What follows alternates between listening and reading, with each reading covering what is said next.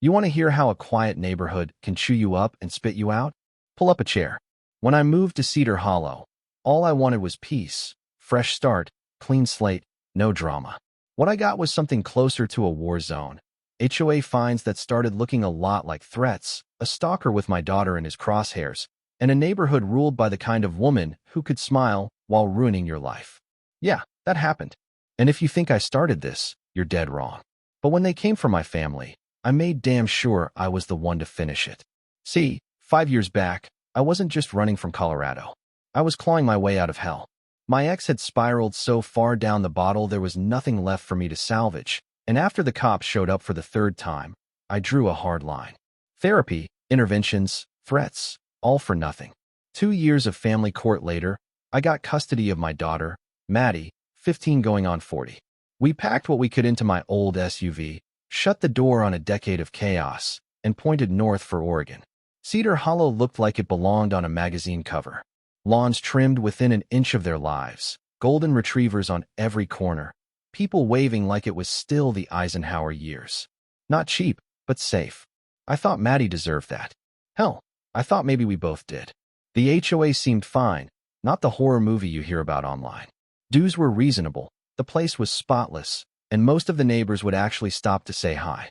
Made a couple friends right off. Rick across the street with his eternal supply of garage beer. Vanessa, who retired from teaching and took Maddie under her wing. The real wild card? Lena.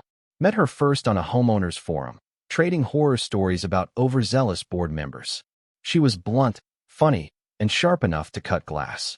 When her own marriage blew up, I told her Cedar Hollow was the sort of place you could finally sleep with your windows open.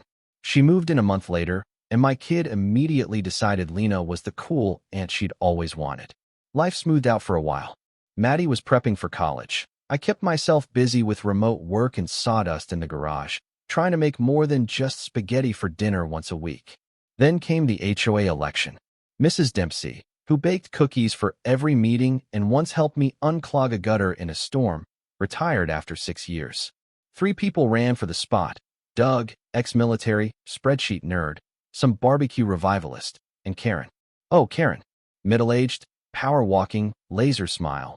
The kind of person who prints a 3-page campaign flyer promising community spas, private dog parks, and luxury gyms, with no clue how anyone would pay for it. I voted for Doug, naturally, but Karen won by a landslide. First act? Jack the dues up by 25%. No warning, just a letter and her face staring at you like a mugshot. People grumbled, but paid. So did I. If it made the place better, I could live with it. A week later, I opened my front door to find Karen with a pie. Should have known nothing good comes from a stranger's pie and a smile that tight. She waltzed into my living room like she owned the place, all sugar and poison, and hit me with her real agenda. Her son, Jason, you know, the one always lurking behind the clubhouse, had a thing for Maddie. He'd asked her out, she'd politely said no, and now Karen was in my house suggesting I nudge my daughter to give Jason a shot. I told her Maddie makes her own choices, and from where I was standing, her son wasn't exactly college-bound or sober. That was the moment things turned. Karen's eyes went cold, the smile snapped off. You don't want to make enemies here, she said. And you don't want to get thrown out of my house, I shot back. She left in a huff, but the next morning the fines started rolling in. Edging the lawn wrong, $150. Trash bins visible, $200. Noise violation at 2 a.m., while I was dead asleep, $300. At first, I thought it was bad luck, until Lena knocked on my door with her own HOA citation for unapproved porch furniture. We started connecting dots. Karen only went after people she couldn't control. Maddie went quiet at dinner, finally told me Jason was still messaging her. Burner numbers, fake accounts, Instagram, Gmail, whatever. She'd blocked him a dozen times. He kept coming back. I'm not scared, she said, just uncomfortable. Next day, I caught him at the end of our driveway with gas station roses, just staring at the house. I told him to get lost, and the next day, another fine. Physical aggression toward residents, $500. Then a note in the mailbox, choose your side. I started to realize we weren't dealing with just HOA nonsense. We were under siege. The fines kept coming, for pumpkins on the porch, oil stains that didn't exist, even beige curtains. I tried to call the HOA office. Never got Karen, just a robot named Monica, and ignored emails. Appeals went nowhere. Meanwhile, Jason's harassment grew. Creepy texts. If I can't have you now, I'll wait. Your dad's not the only one watching you. Maddie started locking her bedroom door. Lena got fined for wind chimes, Rick for aggressive lawn watering, another neighbor for the wrong mailbox. Karen was flexing, seeing who'd break. Most folks just paid.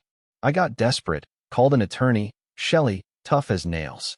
She told me legally I was stuck unless I could prove targeted harassment or financial fraud.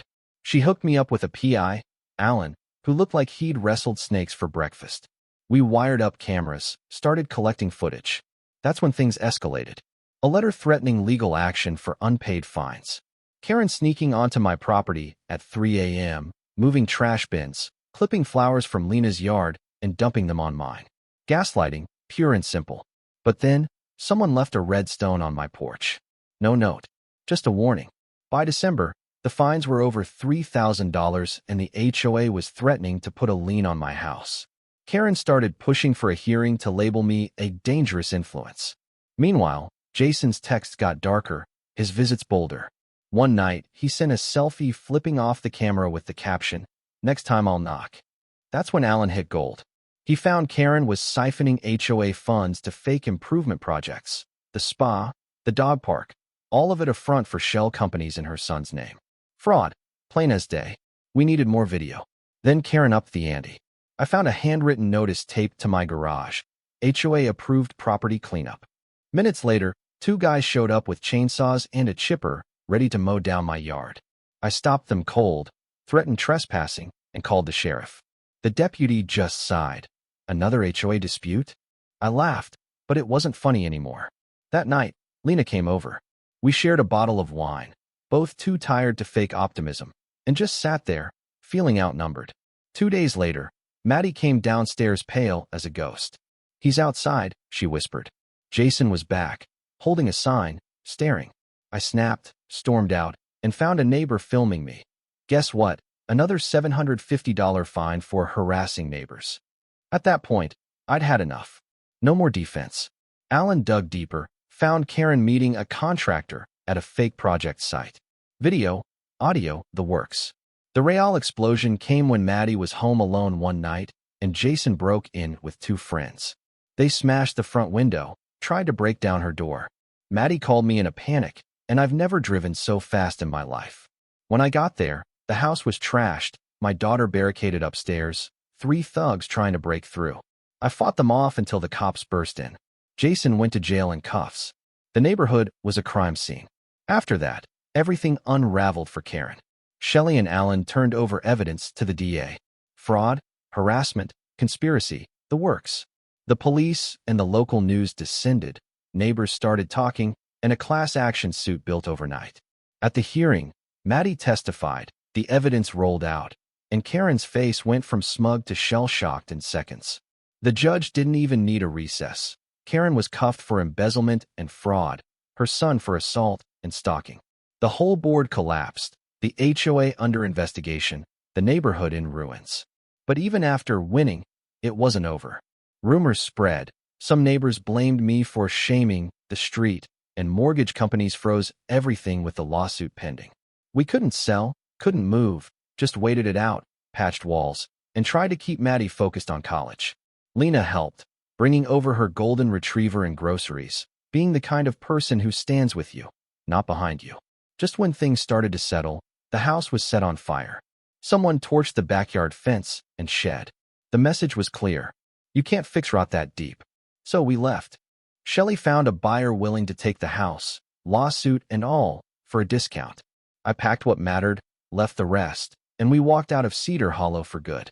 The new place was modest, just outside city limits, no HOA for miles. Maddie put up her posters, started sleeping with the window open again, even joked about inviting friends over. Lena moved in a few weeks later, officially temporary, but I knew better. The lawsuit finally settled.